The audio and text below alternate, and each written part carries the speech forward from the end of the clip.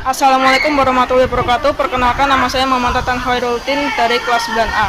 Kali ini saya akan mempresentasikan mengenai karakteristik prisma segitiga. Yang pertama, prisma segitiga memiliki 15 sisi, yaitu 1, 2, 3, 4, 5.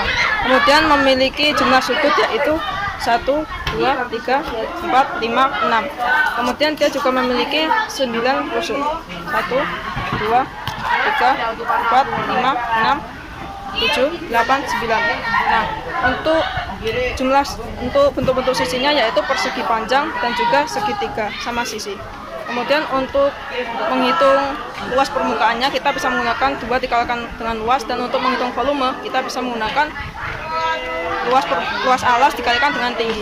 Sekian presentasi dari saya. Apabila ada pertanyaan bisa komentar di bawah. Baik, terima kasih. Assalamualaikum warahmatullahi wabarakatuh.